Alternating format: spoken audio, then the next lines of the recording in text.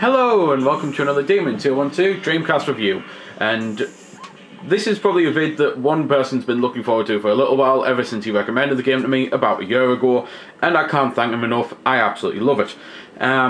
So, at the start, for those who don't know, it's a shmup. It's one of the best shmups I think's on the system. Graphically, it's not the best. Graphically, it looks pretty dated and crap, and even when it was released, it apparently looked pretty naff.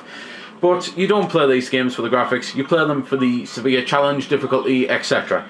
And there is so much to do on this because there's people complaining it's not an arcade perfect port because the score system's not the same and it's easier to get a higher score on this, etc, etc.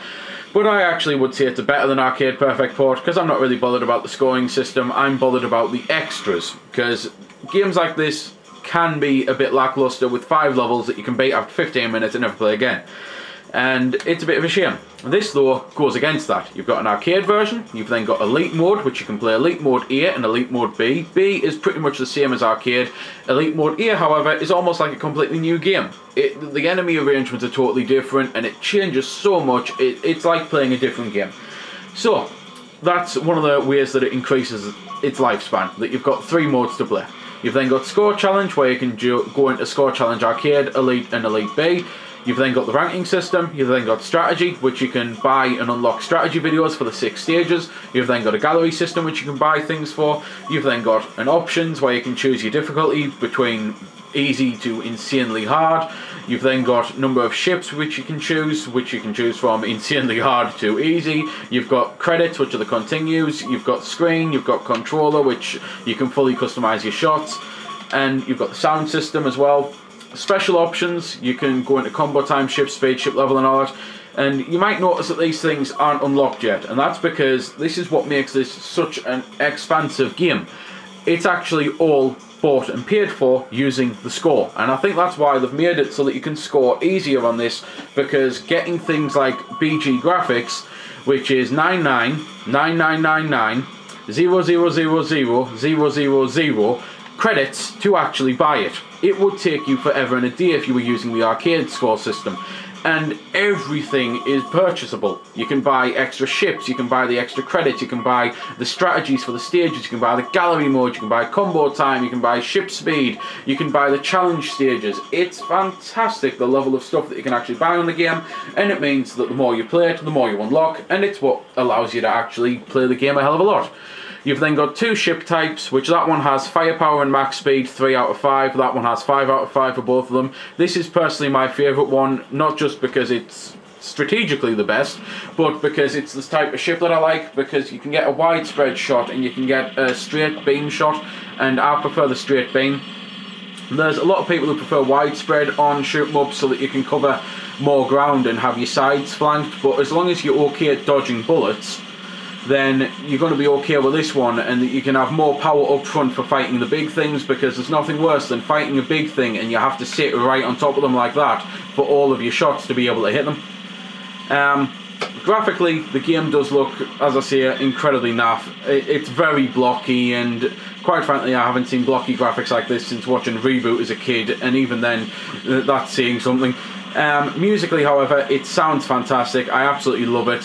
You might have noticed already that my shots got bigger because you do level up as you go through, and it's basically all about skill and score and staying alive, and obviously if you can do that better then you get a better ship, which allows you to do that easier, and it's just your standard shmup format though really. You go through the level, you shoot everything in sight that you can. If you miss things, don't worry about it, it's not a game that you have to get 100% completion, and you can then just go and fight the boss, and the boss will have a certain strategy and a certain wave pattern of bullets that you'll have to learn, and you kill him, you get to the next one, and then you start all over again, and you go through it for 6 stages.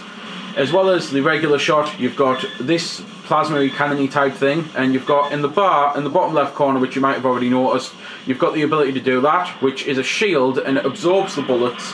And it then means that while you're using it, you want to fire into as many bullets as possible, because then all of those bullets get fired out as a single explosion that does severe damage to all of your enemies on the screen. So there we go, I'm flying into a load of shots, and boom, huge explosion.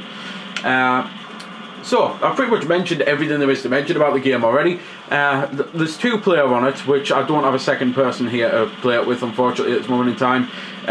It's simply don't have another pad out, but it is your standard 2-player where you're both on the screen and you're kicking the crap out of the enemy, unlike the old school shoot-em-ups where you take turns between lives, which I used to detest. There was nothing more boring than playing a game like 1942 on the, for example, the VC arcade version I've got, where player 1 goes, then player 2 goes.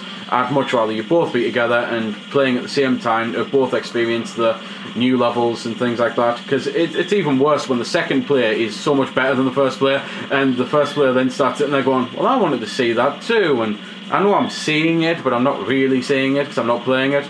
So I like this system better, is what I'm beating around the bush to say. So I'll probably die here so I can show you a little bit of music and play as the other ship, just simply so I can show the other ship. But that is pretty much all I can actually say about the game now, to just go on to the music and to say that while this is an expensive and unfortunately rare game, it's something that is well worth looking into if you're a fan of the genre. I think it's a fantastic title, and I'm so glad that my mate recommended it to us.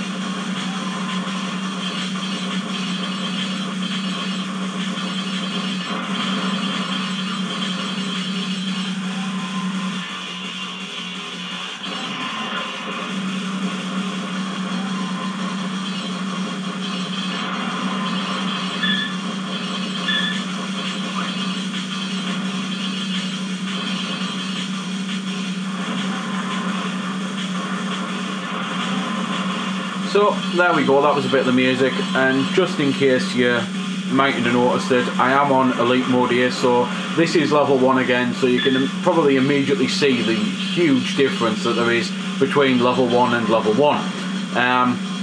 So that's pretty much all I can see and show off now with the game. So there we go then, that's been the review. I hope you found it helpful. I don't score the games because that's based purely on opinion, so instead I'll leave you to make your own mind up. So thanks for watching, and if you've got any questions about the game that I didn't answer in the vid or that hasn't been answered in the comments, then feel free to ask and I'll help if I can. Also, if you did find it helpful, don't forget to check out my channel because there's plenty more like this up there, and don't forget to subscribe because there'll be plenty more to come as well. So until next time, this has been Demon212, signing off.